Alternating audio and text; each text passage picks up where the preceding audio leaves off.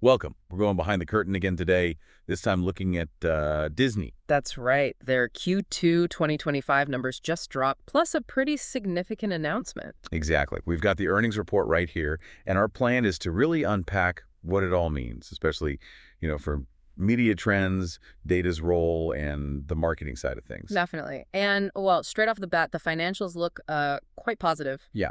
What are the highlights? Okay, so revenue hit $23.6 billion. That's up 7% from the same time last year. Solid growth there. And adjusted earnings per share, they came in at $1.45. Expectations were more like $1.20, so a decent beat. Okay, better than expected.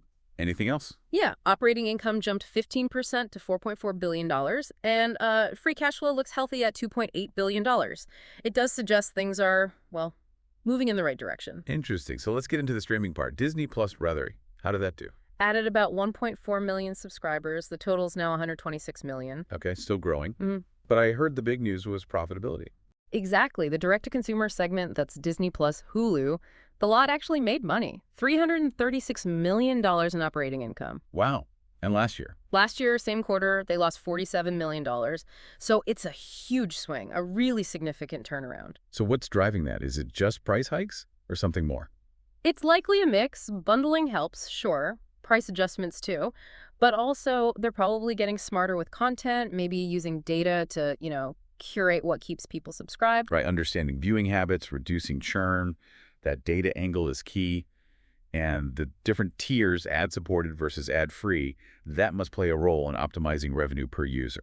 Absolutely. It's a more sophisticated approach than just chasing subscriber numbers. Yeah. It fits that broader industry trend, doesn't it? Streaming becoming a core, profitable part of the business. Makes sense. And what about the physical side, parks and cruises? Still a powerhouse. Right. The experiences division brought in $8.9 billion in revenue. Yeah, profit. $2.5 billion operating income, up 9%. It just shows, people still crave those real-world experiences. That brand loyalty is tangible, isn't it? You visit a park, you connect with the brand, maybe you subscribe to Disney Plus Line, buy merch. It's that flywheel effect. The parks are like giant immersive advertisements for everything else Disney does, reinforces the IP connection. Okay, so strong financials, streaming turning profitable, parks doing great. Then there's the other big piece of news. Yes. The Middle East expansion. A Disney park in Abu Dhabi on Yas Island. That feels like a major move. It is. It's the first completely new park announced since Shanghai back in 2016. It'll be their 7th park globally. Why Abu Dhabi? Why now? Well, CEO Bob Iger mentioned the region's potential. High-growth, young population. It's a strategic bet on a new market. And how will they handle the IP? Just transplanting Star Wars and Marvel. That's the fascinating part from a marketing perspective. They'll use the big names, Marvel, Star Wars, Pixar, the princesses, but the talk is about integrating them with cultural sensitivity. So a global brand acting locally, adapting the marketing and maybe even the experiences. Precisely. What? It'll require a lot of market research, data on preferences there, a real test of that global-local strategy. Okay.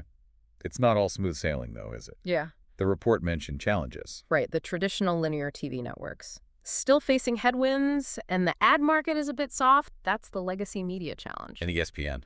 Still potential there, especially with the planned standalone streaming service. That's another big strategic pivot to watch, moving valuable sports content direct to consumer. So if we pull it all together, what's the main signal Disney is sending here?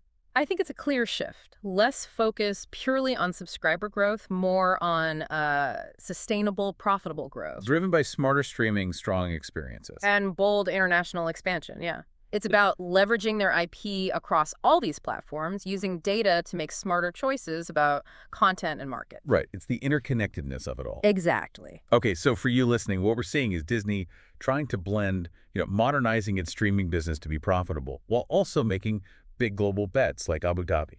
The parks remain that solid foundation, but the digital and international pieces are clearly where the future growth strategy lies. So here's a final thought to leave you with. Think about Disney pushing harder into these international markets. How do they keep their core stories appealing while adapting them for different cultures? And with all that valuable IP, where else might they expand? What does this drive for global expansion mean for the rest of the entertainment industry in the next few years? Something to ponder.